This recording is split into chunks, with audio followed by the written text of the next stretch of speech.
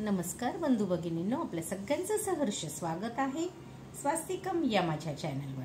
आज मी आपल्या सगळ्यांसाठी भगवद्गीता जशी आहे तशी या पुस्तकातील पुढील सांख्य योग ह्याच्यातील पुढील विवरण घेऊन आलेली आहे। तरी आपण ह्याला सुरुवात करूया। ह्याआधी मी श्रीकृष्णांना पुष्पार्पण करते। हरे कृष्ण कृष्ण कृष्ण हरे हरे, राधे राधे राधे राधे।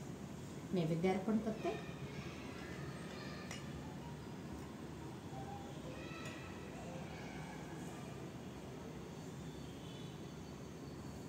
नैवेद्यं समर्पयामि, नैवेद्यं समर्पयामि।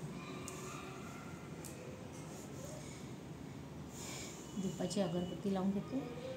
हरे कृष्ण कृष्ण कृष्ण हरे हरे, हरे राम राम राम हरे हरे, राधे कृष्ण राधे कृष्ण। हरे कृष्ण कृष्ण हरे हरे, हरे राम राम राम हरे हरे, राधे कृष्ण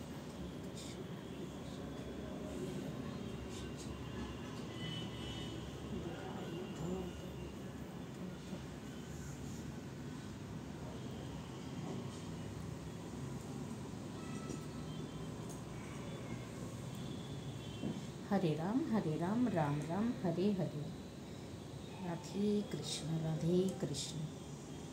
श्री गणेशाय नमः, श्री सरस्वतीभ्यो नमः। मागील व्हिडिओमध्ये आपल्यासाठी सांख्य योग याच्यातील मी पुढील विवरण घेऊन आलेले होते।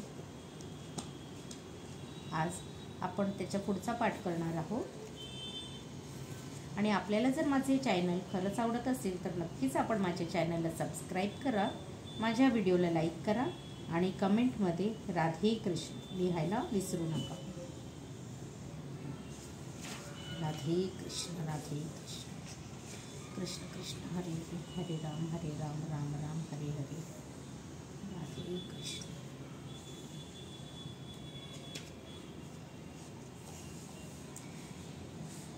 अंतवंत इमे देहा नित्य स्योत्काः शरीरिणः अनाशीनो प्रमयस्य तस्माद्युत्यस्य भारत। तात्पर्य: अविनाशी, अमर्याद आणि शाश्वत जीवात्म्याच्या शरीराचा निश्चिंतपणे अंत होणार आहे, म्हणून हे भरतवंशजा तू युद्ध कर। तात्पर्य: स्वभावतः भौतिक शरीर नश्वर आहे, त्याचा नाश तात्काळ किंवा 100 वर्षानंतरही होऊ शकतो। हा तर काळाचा प्रश्न आहे। या शरीराचे अनंत काळासाठी पालन करण्याची शक्यताच नाही। परंतु जीवात्मा हा इतका सूक्ष्म आहे की तो शत्रूला दिसूही शकत नाही, मारला जाण्याचा तर दूरच। पूर्वीच्या श्लोकात सांगितल्याप्रमाणे तो इतका सूक्ष्म आहे की त्याच्या आकाराचे मोजमाप कसे करावे याबद्दल कोणालाही कल्पनाही नाही। याप्रमाणे दोन्ही दृष्टिकोनातून पाहिल्यास शोक करण्या इतकेचे काहीच गरज नाही, कारण जीवात्म्याला त्याच्या स्वरूप स्थितीत मारणे शक्य नाही किंवा भौतिक शरीराचे दीर्घ किंवा अनंत काळासाठी रक्षणही करता येत नाही। परमात्म्याचा हा सूक्ष्म अंश त्याच्या कर्मानुसार भौतिक शरीर प्राप्त करतो आणि म्हणून धार्मिक तत्वांचे पालन करणे आवश्यक आहे। वेदांत सूत्रामध्ये जीवाला तेजोगुण म्हटले आहे, कारण तो परमश्रेष्ठ प्रकाशाचा अंश आहे। ज्याप्रमाणे सूर्यप्रकाश संपूर्ण सृष्टीचं पालनपोषण करतो, त्याप्रमाणे जीवात्म्याचा प्रकाश या भौतिक शरीराचे पालनपोषण करतो। जीवात्म्याने भौतिक शरीराचा त्याग केल्यावर तात्काळ शरीर सोडण्यास प्रारंभ होते। यावरून कळून येते की जीवात्मा हाच या शरीराचे पालन करतो। केवळ शरीर हे महत्त्वपूर्ण नाही। भौतिक शरीराबद्दल विचार न करता धर्मप्रीत्यर्थे युद्ध करण्याचा सल्ला अर्जुनाला देण्यात आला होता। य एनं वेति हंतारम यश्चैनं मनयते हतं उभौ तौ न विजानीतो नायं हंति न हयन्ते। ज्याला वाटते की जीवात्मा हा मारणारा आहे किंवा तो मारला जातो, तो अज्ञानच आहे, कारण जीवात्मा मारित नाही किंवा मारलाही जात नाही. तात्पर्य: जेव्हा एखाद्या शरीरधारी जीवाला प्राणघातक शस्त्रांनी दुखापत केली जाते तेव्हा त्याच्या शरीरातील आत्मा मारला जात नाही, हे समजून घेतले पाहिजे. पुढील अनेक श्लोकावरून कळून येते की जीवात्मा हा अत्यंत सूक्ष्म असल्याने कोणत्याही भौतिक शस्त्राने त्याची हत्या करणे शक्य नाही आणि त्याच्या आध्यात्मिक स्वरूपामुळे तो मारलाही जाऊ शकत नाही. ज्याची हत्या होते किंवा ज्याची हत्या झाली असे समजले जाते ते केवळ शरीर असते. तथापि ही गोष्ट शरीराच्या हत्येला मुळीच उत्तेजना देत नाही. मा हिंस्यात सर्वा भूतानी, कोणाचीही हिंसा करू नका, हा वैदिक आदेश आहे. तसेच जीवात्मा मारला जात नाही हे समजूत पशुहत्येलाही प्रोत्साहन देत नाही. कोणाच्याही शरीराची अधिकारविना हत्या करणे हे निंदनीय आहे. तसेच ते राष्ट्राच्या आणि भगवंताच्या दंडसंहितेनुसार निश्चितच दंडनीय आहे. तरीही अर्जुनाला केवळ लहरी खातर नव्हे तर धर्मतत्वांकरिता हत्या करण्यास नियुक्त करण्यात आले होते. कोणत्याही काळी आत्म्यासाठी जन्मही नाही आणि मृत्यूही नाही. त्याचा जन्म झाला होता असेही नाही, त्याचा जन्म होतो असेही नाही आणि त्याचा जन्म होणार आहे असेही नाही. तो अजन्मा, सनातन, नित्य अस्तित्वात असणारा आणि पुरातन आहे. शरीराचा नाश झाला तरी त्याचा नाश होत नाही. तात्पर्य: गुणात्मदृष्ट्या परमात्म्याचा सूक्ष्म अनुरूप अंश आणि परमात्मा एकरूप आहे. शरीराप्रमाणे त्याच्यामध्ये काही बदल होत नाही. काही वेळा आत्म्याला कुटस्थ किंवा स्थिर असे म्हटले जाते. शरीरामध्ये 6 प्रकारची स्थित्यंतरे आहेत. शरीर मातेच्या गर्भातून जन्म घेते, काही काळासाठी राहते, त्याची वाढ होते, त्यापासून काही परिणाम उत्पन्न होतात, हळूहळू त्याची झीज होते आणि शेवटी लुप्त होते. परंतु आत्मा अशा परिवर्तनातून जात नाही. आत्म्याचा जन्म होत नसतो, परंतु तो एक भौतिक शरीर धारण करीत असल्यामुळे त्या शरीराचा जन्म होतो. त्या ठिकाणी आत्मा जन्म घेत नाही आणि मरतही नाही. ज्याला जन्म आहे त्याला मृत्यू या निश्चितपणे आहे आणि आत्म्याला जन्म नसल्यामुळे त्याला भूत, वर्तमान आणि भविष्यही नाही. आत्मा हा सनातन, नित्य अस्तित्वात असणारा आणि पुरातन, अर्थात ज्याचा जन्म झाला आहे अशी इतिहासामध्ये नोंद नाही. शरीराच्या प्रभावाखाली आपण आत्म्याच्या जन्माचा इतिहास वगैरे शोधत नसतो. शरीराप्रमाणे कोणत्याही काळी आत्मा वृद्ध होत नाही. म्हणूनच तथाकथित वृद्ध मनुष्याला बालपणीतील किंवा तारुण्यातील चैतन्य आपल्यातही आढळून येते.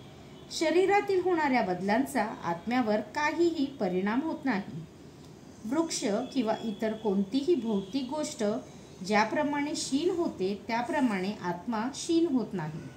आत्म्यापासून इतर उफललेलीही निर्माण होत नाही. शरीरापासून उत्पन्न होणारी उपफले म्हणजे मुले, बाळे आहेत. ती म्हणजे विविध स्वतंत्र जीवात्मेच असतात आणि केवळ शरीराच्या प्रभावामुळेच ती विशिष्ट मनुष्याची आहेत असे वाटते. आत्म्याच्या उपस्थितीमुळे शरीराची वाढ होते, पण आत्म्याला उपफले नसतात किंवा त्याच्यामध्ये स्थित्यंतरही होत नाही. म्हणून आत्मा हा 6 प्रकारच्या शारीरिक स्थित्यंतराच्या पलीकडे असतो. कठोपनिषदातही याच प्रकारचा श्लोक आपल्याला आढळतो. न जायते म्रियत वा विपिष्णाय कुंताशी बभू कश्चित अजो नित्यः शाश्वतोयम पुराणो न हयन्ते हन्यमाने शरीरे. या श्लोकाचा अर्थ आणि आशय हा भगवद्गीतेत असणाऱ्या श्लोकाप्रमाणेच आहे. पण या श्लोकामध्ये एक विपिष्यत हा एक विशिष्ट शब्द आहे. त्याचा अर्थ विद्वान किंवा ज्ञानमय असा होतो. आत्मा हा पूर्ण ज्ञानमय आणि नित्य पूर्ण चेतनेने युक्त असतो. म्हणून चेतना हे आत्म्याचे लक्षण आहे. हृदयस्थ आत्म्याला जरी कोणी शोधू शकत नाही तरी तो आत्म्याची उपस्थिती केवळ चेतनेच्या उपस्थितीवरूनही जाणू शकतो. कधीकधी आकाशातील ढगामुळे किंवा इतर काही कारणास्तव आपल्याला सूर्य दिसू शकत नाही, तरीही सूर्याचा प्रकाश त्या ठिकाणी नेहमी असतो आणि आपली खात्री होते की ही दिवसाची वेळ आहे.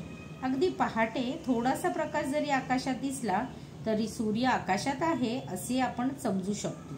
त्याप्रमाणे सर्व शरीरामध्ये, मग ते मानव असो अथवा पशु असो, सर्वांमध्ये चेतना ही असतेच आणि यावरून आपण आत्म्याची उपस्थिती जाणू शकतो. तरीही आत्म्याची ही चेतना परमात्म्याच्या चेतनेहून भिन्न आहे, कारण परमात्म्याला भूत, वर्तमान आणि भविष्य या सर्वांचे पूर्ण ज्ञान असते. व्यक्तिगत जीवात्म्याच्या चेतनेचा विस्मरणशील होण्याकडे कल असतो. जेव्हा तो आपल्या वास्तविक स्वरूपाला विसरतो तेव्हा तो श्रीकृष्णाच्या दिव्य उपदेशाद्वारे ज्ञान आणि प्रबुद्धता प्राप्त करतो. परंतु जीवात्म्याप्रमाणे श्रीकृष्ण विस्मरणशील नसतात. जर ते विस्मरणशील असते तर भगवद्गीतेतील श्रीकृष्णांची शिकवणूक निरुपयोगी झाली असती. आत्म्याचे दोन प्रकार आहेत. एक म्हणजे सूक्ष्म अनुरूप आत्मा आणि दुसरं म्हणजे परमात्मा किंवा विभू आत्मा. याची सुद्धा कठोपनिषदेत पुढील प्रमाणे पुष्टी करण्यात आली आहे. अनोरणीय महंतो महियानास्यत्य जंतो निहर्तो गुहायाम तम कंतु पश्यती वितशोको धातु प्रसादनम हिमान मानतम. परमात्मा आणि जीवात्मा दोघेही जीवाच्या एकाच वृक्षरूपी शरीरामधील हृदयामध्ये स्थित आहेत. जो भौतिक इच्छा व शोक यामधून मुक्त झाला आहे, केवळ तोच भगवत कृपेने आत्म्याचा महिमा जाणू शकतो. पुढील अध्यायामध्ये सांगितल्याप्रमाणे श्रीकृष्ण हे परमात्म्याचेही उगमस्थान आहे आणि आपले मूळ स्वरूप विसरणारा अर्जुन हा अनुरूप जीवात्मा आहे. म्हणून त्याला श्रीकृष्ण किंवा त्याच्या अधिकृत प्रतिनिधीकडून गुरुज्ञान प्राप्ती करून घेणे आवश्यक आहे. वेदा विनाशनम नित्यम य एनमजमव्ययम कथम स पुरुषः पार्थकम घातायती हंतिकम. हे पार्थ, जो व्यक्ती जाणतो की आत्मा हा अविनाशी, शाश्वत, अजन्मा आणि अवयवी आहे, तो कोणाला कसा मारेल किंवा कोणाला कसा मारविल. तात्पर्य: प्रत्येक गोष्टीची स्वतःची अशी उपयुक्तता असते आणि जो मनुष्य पूर्ण ज्ञानाचा स्थिर झाला आहे तो त्या वस्तूचा योग्य उपयोग कसा व कुठे करावा हे जाणतो. त्याप्रमाणे हिंसेचेही उपयुक्तता असते आणि हिंसेचा उपयोग कसा करावा हे ज्ञानी व्यक्तीवर अवलंबून असते. जर खुनाबद्दल अपराधी असणाऱ्या एका व्यक्तीला न्यायाधीशाने मृत्यूदंडाची शिक्षा फरमावली तर त्यासाठी न्यायाधीशाला दोषी ठरविता येत नाही, कारण तो न्यायसंहितेनुसार दुसऱ्या व्यक्तीला शिक्षा फरमावितो. खुनी व्यक्तीला देहांताची सजा देण्यात यावी याची पुष्टी मनुसंहितेत करण्यात आली आहे, कारण असे केल्यामुळे त्याने पूर्वजन्मी केलेल्या महापापांबद्दल त्याला दुःख भोगावे लागणार नाही. म्हणून खुनी मनुष्याला राजाने केलेली फाशीची शिक्षा ही वस्तुतः हितकारकच आहे. त्याचप्रमाणे श्रीकृष्ण जेव्हा अर्जुनाला युद्ध करण्याची आज्ञा देतात तेव्हा निश्चितपणे जाणले पाहिजे की या प्रकारची हिंसा ही उच्च प्रतीच्या न्यायप्रदानासाठी आहे. यासाठी अर्जुनाने त्याच्या आज्ञेचे पालन केले पाहिजे. श्रीकृष्ण प्रीत्यर्थे युद्ध कर्म करताना केलेली या प्रकारची हिंसा ही मुळी हिंसाच नाही, कारण कोणत्याही परिस्थितीत मनुष्य अर्थात त्याचा आत्मा मारला जात नाही हे अर्जुनाने योग्य रीतीने जाणले पाहिजे. म्हणून न्यायप्रदानासाठी तथाकथित हिंसा करण्यास अनुमती आहे. शस्त्रक्रिया ही रोगी व्यक्तीला मारण्यासाठी नसून त्याला स्वस्थ करण्यासाठी असते. म्हणून श्रीकृष्णाच्या आज्ञेनुसार अर्जुनाने केलेले युद्ध हे पूर्ण न्याययुक्त आहे व त्यापासून पापाचे फळ भोगण्याचा प्रश्न उद्भवतच नाही. वासांसी जीर्णानि यथा विहाय नवनी गृहंती नरोपराणी तथा शरीरानी विहाय जीर्ण नयानी सयंती नवानी देही. ज्याप्रमाणे मनुष्य जुन्या वस्त्रांचा त्याग करून नवीन वस्त्रे धारण करतो, त्याप्रमाणे आत्मा ही जुन्या आणि निरुपयोगी शरीराचा त्याग करून नवीन भौतिक शरीर धारण करतो. तात्पर्य: अनुरूप आत्म्याकडून होणारे शरीराचे स्थानांतर हे एक स्वीकृती तथ्य आहे आणि आधुनिक वैज्ञानिकाच्या आत्म्याच्या अस्तित्वावर विश्वास नाही, तसेच त्यांना हृदयातून उगम होणाऱ्या शक्तीचे स्पष्टीकरणही देता येत नाही. पण अशा वैज्ञानिकांना सुद्धा शरीरात होणारे बदल, जे बाल्यावस्थेत कौमार्यावस्था किंवा कौमार्यावस्थेतून तारुण्यावस्था आणि पुन्हा तारुण्यावस्थेतून वार्धक्यावस्था अशा विविध अवस्थांमधून दिसून येतात, ते मान्य करावेच लागते. वृद्धावस्थेतून जो बदल होतो तो दुसऱ्या शरीरात संक्रमित होतो. याचे स्पष्टीकरण पूर्वीच एका श्लोकामध्ये करण्यात आले आहे.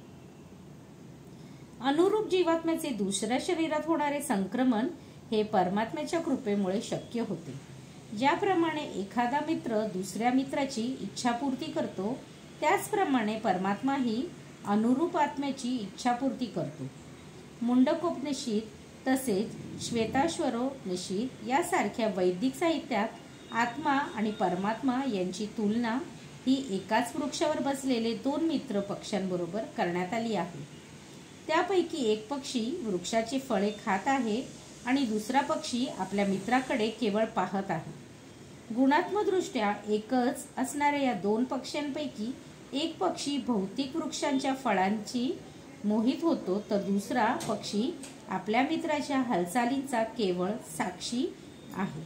श्रीकृष्ण हे पाहणारे साक्षी पक्षी आहेत आणि अर्जुन फळे चाखणारा पक्षी आहे. जरी ते मित्र असले तरी त्यामधील एक जण स्वामी आणि दुसरा सेवक आहे. आत्म्याचे या संबंधाबद्दल किंवा नात्याबद्दल होणारे विस्मरण हे त्याच्या एका वृक्षावरून दुसऱ्या वृक्षावर किंवा एका शरीरामधून दुसऱ्या शरीरामध्ये होणाऱ्या स्थानांतरास कारणीभूत ठरते.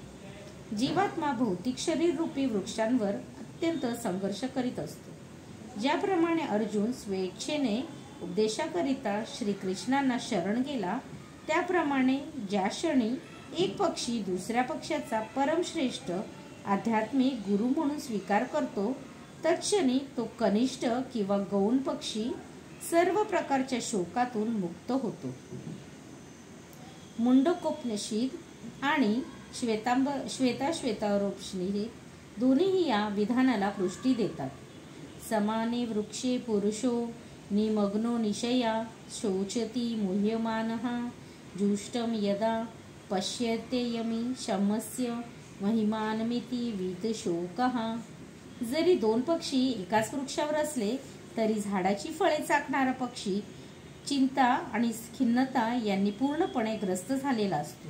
परंतु कोणत्याही रीतीने त्याच्या मित्राकडे म्हणजेच भगवंताकडे तो ज्या क्षणी पाहतो आणि त्यांची महानता जाणतो, तत्क्षणी तो दुःखग्रस्त झालेला पक्षी सर्व चिंतातून मुक्त होतो. अर्जुनाने आता त्याच्या नित्यमित्राकडे म्हणजेच श्रीकृष्णाकडे पाहिले आणि त्याच्याकडून तो भगवद्गीता जाणून घेत आहे. याप्रमाणे श्रीकृष्णाकडून श्रवण केल्यामुळे तो भगवंताची परमलीला जाणून शोकातून मुक्त होऊ शकतो. या ठिकाणी भगवंत अर्जुनाला उपदेश देतात की त्याने आपले वृद्ध पितामह आणि गुरु यांच्या देहस्थिरतामुळे शोक करू नये. त्यापेक्षा धर्मयुद्धात त्यांच्या शरीरात वध करून विविध शारीरिक कर्मांच्या भोगातून त्यांना मुक्त करण्यास त्याने आनंद मानला पाहिजे. यज्ञवेदीवर किंवा योग्य रणभूमीवर जो मनुष्य आपले जीवन समर्पित करतो, तो शारीरिक कर्मभोगातून तात्काळ मुक्त होतो आणि जीवनातील उच्चतर स्तरांवर त्याची उन्नती होते. यास्तव अर्जुनाने शोक करण्याचे काहीच कारण नव्हते. नैन छिंदती शस्त्राणि नैन दहती पावकः न शैनं क्लेदयन्पो न शोषयती मारुतः.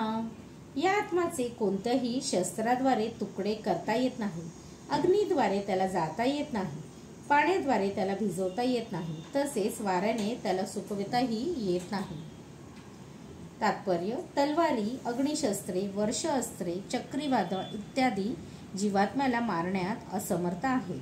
आधुनिक अग्निवर्षाव करणाऱ्या शस्त्रास्त्राव्यतिरिक्त पूर्वीच्या काळी पृथ्वी, जल, वायू, आकाश इत्यादीपासून बनलेली विविध प्रकारची पुष्कळ शस्त्रास्त्रे होती. आधुनिक युगातील अण्वस्त्राची वर्गवारी सुद्धा अग्निशस्त्रामध्ये केली जाते. परंतु प्राचीन काळी निरनिराळ्या प्रकारच्या भौतिक मूलतत्वांपासून बनवलेली इतर शस्त्रास्त्रे होती. अग्निशस्त्रांचा प्रतिकार जलास्त्रांशी केला जात असे, पण अशी वर्णवस्त्रे आधुनिक विज्ञानाला ज्ञात नाही.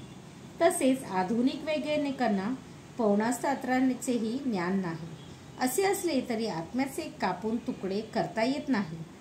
तसेच विविध प्रकारच्या कितीही आधुनिक शस्त्राद्वारे त्यांचा संहारही होऊ शकत नाही. जीवात्मा केवळ अज्ञानामुळे कसा उत्पन्न झाला आणि नंतर तो मायाशक्तीने कसा प्रभावित झाला याचे स्पष्टीकरण मायावादी देऊ शकत नाही.